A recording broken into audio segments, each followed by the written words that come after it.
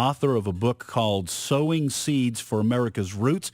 Takes a look at America's history and looks at where our nation is heading, might be heading, if American Christians especially don't get busy in crying out to God for help.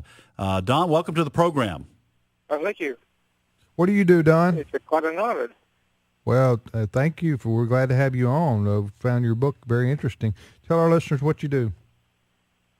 I'm a retired accountant. I retired from Dana Corporation. They made automobile and truck parts. You're an accountant? Yes, I'm retired. Oh, you're a retired accountant. Yes. Okay. So this history book is sort of just was something of interest like for you that wasn't you didn't do professionally, obviously. That's correct. God laid on my heart to write this book, and for me to write another one. And so he's the author, and I'm just the writer. Why? I sat down at my computer and desk, and those words just came to me. I didn't know anything about writing a book because all I know was numbers. You're a bean counter? Is that what you call yourself? Yeah, a bean counter. Is that? God is the author, and he just gave me the words, and I don't know how those words just came to me. Hey, let me ask you this, because I've known accountants. And if you call an accountant a bean counter, is that offensive? Oh, no. Okay. Not to me. Well, I don't want to be offensive. Well, I know. But I've heard some accountants call themselves bean counters. My sister's is an accountant, and she's way up in some company. I'll call her bean counter, and she doesn't take it as well as Don takes it. Okay, so. Well, we have to have bean counters. That's right. Somebody's got to count the beans, especially at tax time. I have an accountant who does that. Don, one of the questions I have now that you've mentioned that. You're a retired accountant, and you have an interest and a love, obviously a passion for history. But I have to ask how that happened, because I have a love and a passion for history now. But when I retire, I'm not going to do any accounting. So, so I want to know how an accountant who's retired decides he wants to write about history.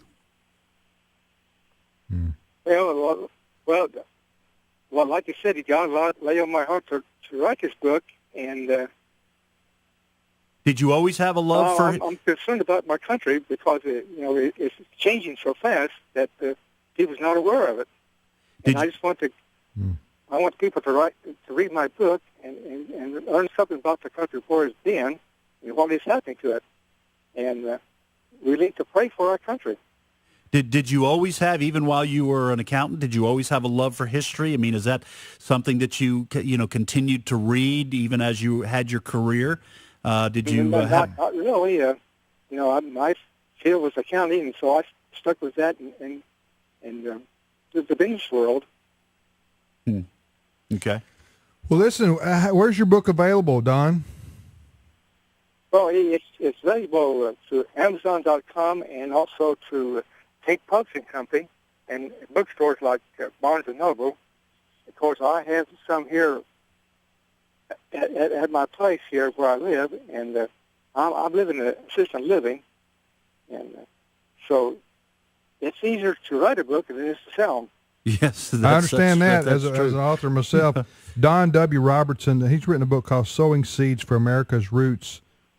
Sowing Seeds for America's Roots. So you just love America, Don, and you love our history, and you want to see us. Oh, yes, I sure do. Yes, sir. I'm a veteran, and I went into service back in January 1954, and I was in there for almost 3 years, and ended up in Army Finance, doing payrolls for people and paying the troops.